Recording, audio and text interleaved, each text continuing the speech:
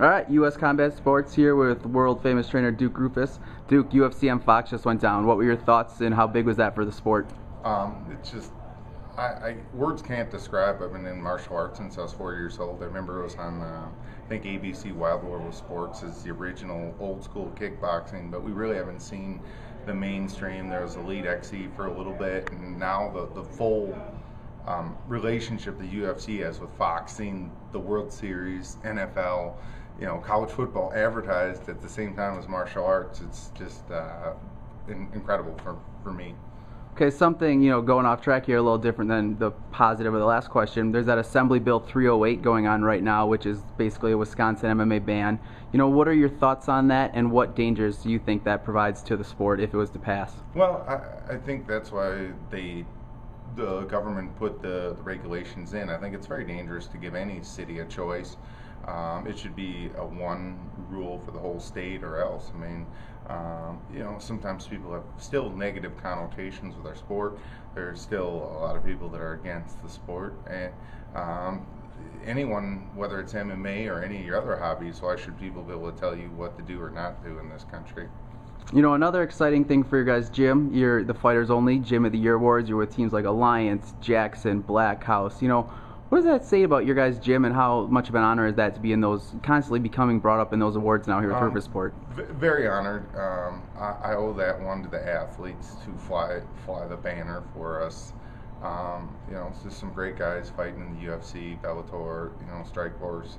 And as well, I mean, it's just not me. The namesake of the academy is myself, but great coaches like Coach Cushman, Coach Aaron Bridges, Josie, Joe Zaffarino, Ben Askren, all the assistant coaches, Omar Chowdhury. I mean, we got a whole new crop of guys coming up as well, and our next wave, and all the coaches, and obviously my business partner Scott Jaffe, who's the GM, who keeps this big machine moving. While we're on the mat, he keeps everything else in line, with our business structure.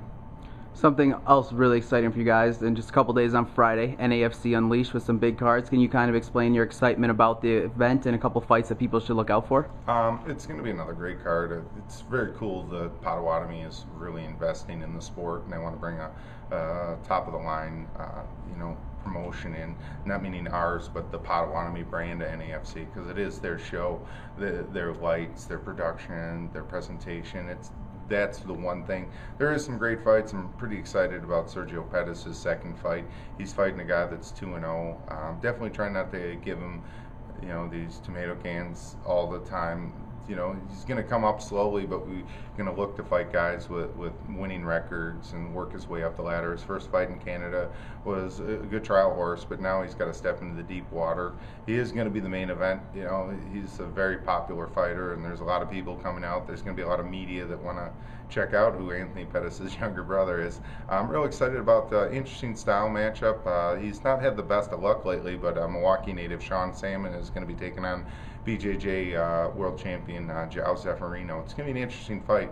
Joao's going to go up in weight a little bit, and Sean, it's the classic wrestler versus jiu-jitsu. It's actually, I think the fight's going to be decided in the third discipline, who's better at striking, actually. A lot of great fights. I think another great featherweight fight is going to be Jose Pacheco.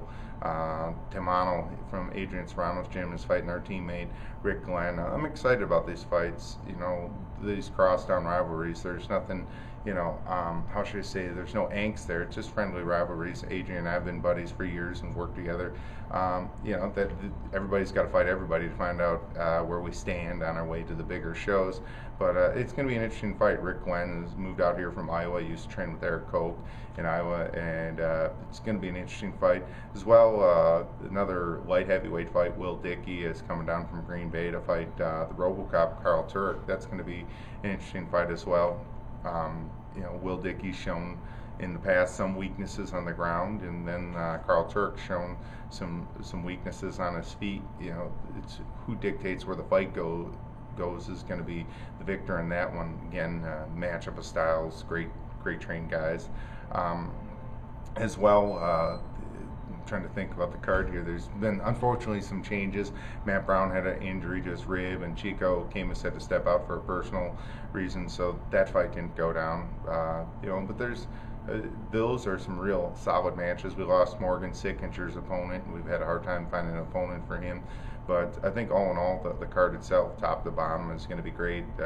Luis Ramirez is also fighting versus David White. David White, yes. So what we're trying to do too is give the newer pros a chance to fight as well. It's not always about the elite guys, or there's a good mix as well. Jordan Griffin is going to be fighting a guy from Canada who's staying here and training, Robbie Merrill, and then as well Andrew Trace is fighting on the card. So that was a last minute fight that we're real happy to have Andrew. Hopefully he'll have a good performance, and we're pulling for him, to fight well. I know he lost in his last fight, so it should be a very well motivated Andrew Trace in this fight. He's fighting Tim Halleck from the UP, so tough customer in Tim as well. I think there might be a last minute fight with Israel Lozano being put back on the card as well. We've had a few cancellations, so we want to get our good number of pro fights on there. There's some great amateur fights as well. Again, we're trying to build the future, and look for us to be starting an amateur promotion here in Milwaukee soon. One thing we want to do is build the amateurs up in 2012. We're thinking about coming up with a little series and get some sponsors and help fighters fight. There's been a small amount of shows lately, and we're looking to help rebound that right now. Super exciting. So another, 2011 is coming to a close. You guys had another great season. What should we look forward to in 2012 for you guys? Obviously with our academy, we're opening our new state-of-the-art facility. Again, we've got Ben Askren, the Askren Brothers Wrestling Brothers Association in our academy teaching. We're also affiliated with Zeffirino Jiu-Jitsu Association, also working with the Workout Boss with our strength and conditioning. So we're just working hard to become the best we can be as fighters as well. We're trying to provide a great fun-filled experience for all of our members and students, people who just want to come down and train MMA, kickboxing, jiu-jitsu, wrestling, and just have a ball. Our new facility is going to be a paradise. Next year with the NAFC, we're going to keep rocking hard with Potawatomi, going to do some great shows, bring in some bigger names. You're going to see guys grow to the next show, and we're going to keep trying to help guys get to the UFC and beyond. Excellent. Thanks for your time, Duke. Thank you.